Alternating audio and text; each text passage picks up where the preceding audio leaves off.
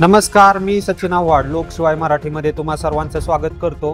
आता आपण बारामतीमध्ये आहोत आणि या ठिकाणी विजयादशमीच्या निमित्ताने राष्ट्रीय स्वयंसेवक संघाच्या वतीने पथसंचलन जे आहे ते करण्यात आलं, तसेच शस्त्रपूजन देखील करण्यात आलं। यावेळी राष्ट्रीय स्वयंसेवक संघाचे प्रांत सहकार्यवाहक सचिन कुलकर्णी हे आपल्यासोबत आहेत। राष्ट्रीय स्वयंसेवक संघाबाबत आपण त्यांच्याकडूनच जाणून घेणार आहोत। काय सांगाल सर, आज या ठिकाणी तुम्ही उपस्थित आहात, कोणता कार्यक्रम? हा राष्ट्रीय स्वयंसेवक संघाचा विजयादशमीचा उत्सव की ज्यावेळेला संघाने 100 वर्ष पूर्ण करून 101व्या वर्षात पदार्पण केलेलं आहे, तो आजचा कार्यक्रम होता। विजयादशमीची आपल्या हिंदूंची परंपरा ही फार प्राचीन काळापासून चालत आली आहे। ज्या आसुरी शक्तींवर विजय मिळवला, ज्या मातृशक्तीने तो मिळवला, त्याचं एका अर्थाने आपण सगळ्यांचं उदात्तीकरण करत असतो आणि स्त्री ही अबला नसून सबल आहे याचाच विचार या विजयादशमीच्या निमित्ताने जो आपल्या संस्कृतीने दिलेला आहे तो आपण प्रसारित करत असतो, त्याचं महत्त्व येणाऱ्या पिढीला समजावत असतो। राष्ट्रीय स्वयंसेवक संघाची 100 वर्ष पूर्ण झालेली आहेत, तर याबद्दल तुम्ही काय बोलाल?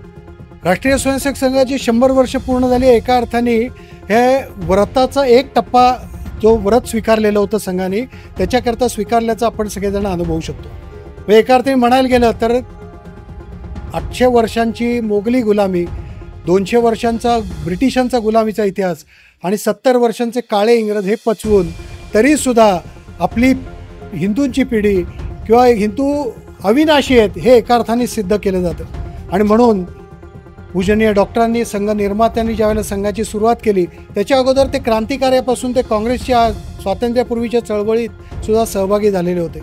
पण ज्या वेळेला या देशामध्ये महापुरुष होऊन सुद्धा आपला देश गुलामीत का गेला याचं जेव्हा त्यांनी चिंतन सुरू केलं, त्यावेळेला त्या समाजातला आत्मविस्मृती असेल किंवा संघटनेचा अभाव असेल या गोष्टी लक्षात आल्या आणि म्हणून त्यांनी काही उद्दिष्ट घेऊन डोळ्यासमोर घेऊन सुरुवात केली। त्यातलं पहिले उद्दिष्ट होतं हिंदू संघटनेच्या आधारे आपल्या राष्ट्राचं परमवैभव प्राप्त करणं।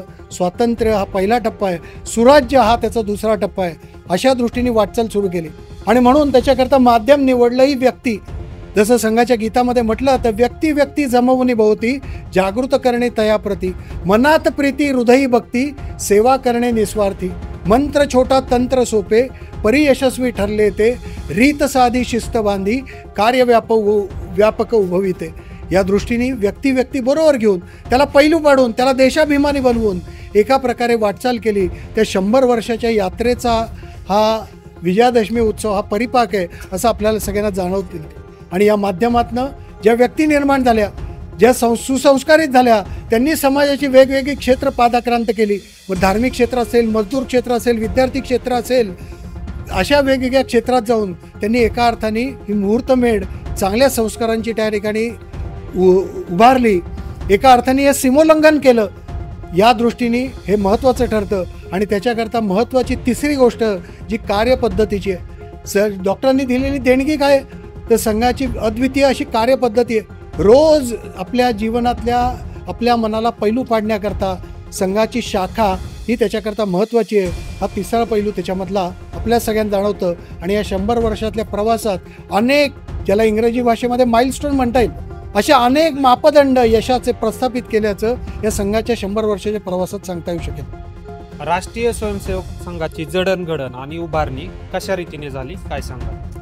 मगाशी म्हटलं तसं की हा प्रवास व्यक्ती निर्माण ते व्यवस्था परिवर्तन असा प्रवास आपण सगळेजण बघतो। या व्यवस्था परिवर्तनामध्ये सुद्धा जसं इंग्रजीमध्ये टिपिंग पॉईंट नावाचा उल्लेख येतो। टिपिंग पॉईंट म्हणजे काय असतो तर छोटे छोटे बदल एकत्र येतात आणि त्याच्यातनं मोठं एक परिवर्तन घडतं। अशा प्रकारचं हे परिवर्तन येत्या अमृत काळामध्ये आपण सगळे भारतीय अनुभवू शकतो आणि या दृष्टीने आपल्या भारतीयांची ओळख ही जगाला होऊ शकेल। भारताने जगाला काय काय दिलं तर जसं मी मगाशी उल्लेख केला, उत्सवाच्या कार्यक्रमामध्ये जगाला दिलेली अद्वितीय देणगी कुटुंब व्यवस्थेची आहे, याबरोबर आयुर्वेद आहे, भारतीय संगीत आहे, अशा अनेक गोष्टींचा खजिना या भारतीयांच्या ऋषीमुनींच्या पूर्वसुरींच्या चिंतनामधनं प्रत्यक्ष जीवन पद्धतीत उतरलेला आहे। आणि तीच फक्त त्याच्यावरचं आवरण काढण्याचं काम राष्ट्रीय स्वयंसेवक संघ करतोय असं त्याच्यामधनं आपल्याला या संपूर्ण 100 वर्षाच्या प्रवासाचं सांगता येऊ शकेल। राष्ट्रीय स्वयंसेवक संघाच्या 100 वर्षाच्या कालखंडात कोणती स्थित्यंतरे झाली आणि यातील कोणत्या घटना तुम्हाला महत्त्वाच्या वाटतात? जसं म्हटलं गेलं की आजची 5वी पिढी ही 6व्या पिढीला घडवण्यात गर्क आहे. संघाच्या 5 पिढ्या 100 वर्षांच्या कालावधीत प्रत्यक्ष या मातीत खपलेल्या आहेत. अनेकांनी आपल्या रक्ताचं पाणी केलं. आजच नागपूरला आपण पाहिलं तर 101 प्रचारकांचं जीवनाचे रांगोळ्या त्या ठिकाणी काढलेले होते, ज्यांनी केवळ मैं नाही तू ही या दृष्टिकोनातून समाजाकरता सर्वस्व अर्पलेलं बघतो. त्यात त्यांचा कुठलाही स्वार्थ नव्हता, कुठलाही पद पुरस्कार मिळालेला नाही, तरीसुद्धा या जोमाने त्यांनी काम केलं.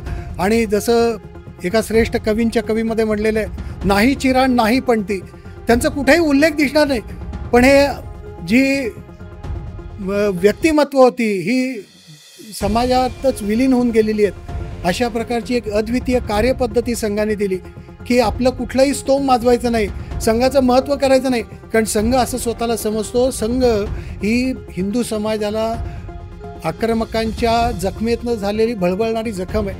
त्याची मलमपट्टी केली तर ती जखम बरी होईल, आणि त्या मलमपट्टीनंतर कुणी आपली मलमपट्टी ही जखम बरी झाल्यानंतर वागवत नाही. आणि एका अर्थाने ही मलमपट्टी लवकर गळून पडावी याच्याकरता समाज हा संघरूपी झाला, किंवा समाज हा संघ समाजामध्ये विलीन झाला, तर एका अर्थाने ही संस्था त्याच्या यशाच्या जवळ पोचली, त्याच्या ध्येयाच्या जवळ पोचली. अशा प्रकारची प्रवासाची वाट ही आपल्या सगळ्यांना दिसते. राष्ट्रीय स्वयंसेवक संघाच्या विचारधारेबद्दल नेहमीच बोललं जातं. राष्ट्रीय स्वयंसेवक संघाची विचारधारा नेमकी काय आहे? मगाशी म्हणलं तसं राष्ट्रीय स्वयंसेवक संघाची विचारधारा आहे हिंदू संघटनेच्या आधारे आपल्या राष्ट्राचं परमवैभव प्राप्त करणं. आणि परमवैभव प्राप्त करायचं असेल तर परमवैभव कसं आहे, तर भौतिक सुखाबरोबरच आत्मिक उन्नतीसुद्धा झाली पाहिजे, हे त्याच्यातलं सुख आहे. आणि म्हणून संघ स्वयंसेवक नित्याच्या प्रार्थनेमध्ये उल्लेख करतात की आम्हाला सुख पाहिजे ते कसं पाहिजे, तर अभ्युदय आणि निःश्रेयस अशा 2 शब्दांचा उल्लेख केला जातो की या भौतिक जगातली तर सुखसंपत्ती समृद्धी तर मिळालीच पाहिजे, पण ही कोणाला अन्याय अत्याचार करून नाही, तर चांगल्या मार्गाने, चांगल्या योग्य मार्गाने मिळवलेली असली पाहिजे. पण हे केवळ पुरेसं नाही. आणि म्हणून याच्याकरता आवश्यक असणारी पारलौकिक सुद्धा प्रगती, मनाला शांती, सुख, समाधान, समृद्धी या कुठल्या बाजारात विकत मिळत नाहीत. आणि म्हणून हे प्राप्त करून घेण्याकरता जी शाश्वत सुखाच्या दिशेने चाललेली वाटचाल आहे, हे संघ स्वयंसेवक त्यांच्या जीवनात ती प्रस्थापित करण्याचा प्रयत्न करतात. राष्ट्रीय स्वयंसेवक संघाची जी विचारधारा आहे ती दलित आणि मुस्लिम यांना अनुकूल नाही असं देखील बोललं जातं. याबद्दल काय सांगा? जसं माऊलींनी म्हटलेलं आहे की एक तरी ओवी अनुभवावी, कारण त्याशिवाय त्या भगवद्गीतेतलं, ज्ञानेश्वरीतलं महत्त्व आपल्याला कळत नाही. त्याप्रमाणे एक तरी संघ शाखा अनुभवली पाहिजे. ही सगळी जी मंडळी टीकाकार आहेत, जी समाजातला विद्वेष प्रस्थापित करायचा प्रयत्न करतात, समाजात भेदाभेद करायचा प्रयत्न करतात, संघ मुस्लिम विरोधी आहे, संघ दलित विरोधी, असं बिलकुल नाही. आजही संघामध्ये पदाधिकारी असलेले ही सगळी मंडळी आहेत. मुस्लिमांचं मगाशी मी बोलण्यामध्ये उदाहरण दिलेलं होतं. 1996 साली दादरी चरखीमध्ये जे विमान अपघातात मृत्युमुखी पडले ते कुणी हे सगळे हिंदू नव्हते, तर मुस्लिम आणि ख्रिश्चन समाजातले होते. त्यांच्याकरता सुद्धा सेवा काम संघाने केलेलं आहे. जी डावी विचारधारा संघाचे विरोधक स्वतःला मानतात, संघ मानत नाही. त्यांचं केरळमध्ये प्रचंड पुरात जे कार्यालयामध्ये गाळ साठलेला होता तो काढायला संघाचे स्वयंसेवकच पुढे होते. जरी तिथल्या कार्यकर्त्यांच्या हत्या केरळमधल्या डाव्या विचारसरणीच्या कार्यकर्त्यांनी केल्या होत्या, तरी संघाने अशा प्रकारचा कुठलाही भेद ठेवलेला नाही. त्यामुळे दलित आणि मुस्लिम विरोधी संघ अजिबात नाही, उलट त्या सगळ्यांच्या हिताकरतात संघ बांधलेला आहे.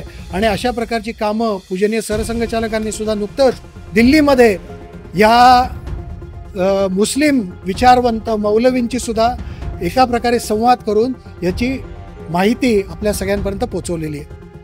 आत्ताच आपण सचिन कुलकर्णी यांच्याशी चर्चा केलेली आहे राष्ट्रीय स्वयंसेवक संघाच्या 100 वर्षाच्या कालखंडाबाबत, तसेच संघाच्या कामाबाबत आपण त्यांच्याशी चर्चा करून जाणून घेण्याचा प्रयत्न केलेला आहे. लोकशिवाय मराठीसाठी रिपोर्टर सचिन आव्हाड, बारामती.